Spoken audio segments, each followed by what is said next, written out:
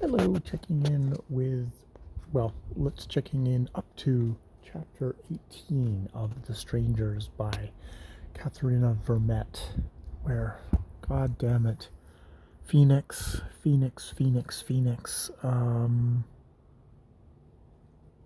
think Phoenix might get out of it, might get out of herself, but she's in herself, and fuck, fuck, fuck, fuck.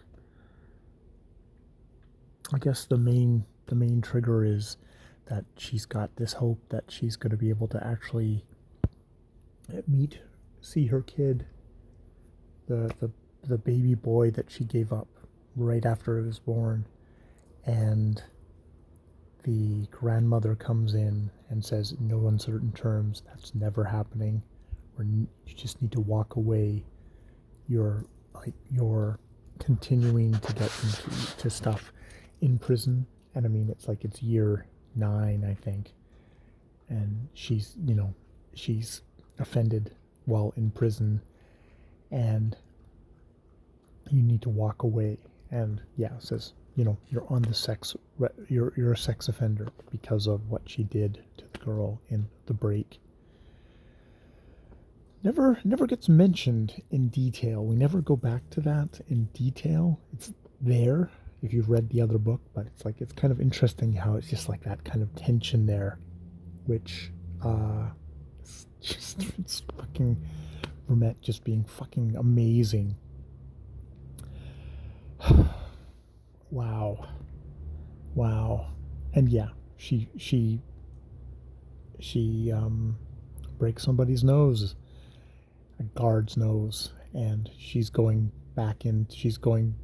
hauled back to remand, where more time is going to get added on.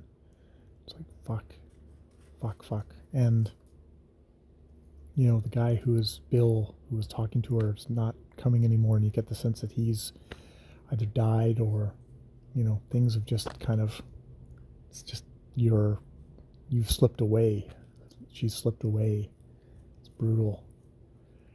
And at the same time, Cedar is doing well, and it's funnily enough, Faith, her stepsister, is like, I also need to get to know my family. We have an interesting thing of her, the stepmother and Faith's mother, is, you get the sense that she basically wants to keep her daughter away from native people in the end, which is odd because she's married to a native person. Sean, Cedar's father, and she really does care about the kids, but there's also just that, I guess, the fear of just the overwhelming history of it all, and maybe just racism. But it's not as simple as just like, oh, she's a racist bad character. It's like, no, she actually really, really, really does care. It just kind of comes out wrong.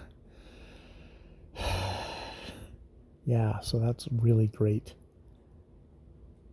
We're going to get back to Elsie, see how that goes. And yeah, we get Margaret. The first thing was Margaret, and this is kind of back when Elsie was young and saying like, no, we're going to sell Grant's place and get money, and I'm going to actually get to do something for myself here. And you can see Margaret's kind of point of view on all this, at the same time seeing how she's been embittered. Oh, I don't know if I said it in the last one. It's like she gets pregnant with Elsie by this kid, fellow student, white guy, who's like, when she comes to tell him she is, it's like, well, no, I'm not marrying you. It's like, I'm, my, we don't marry your type of people, basically.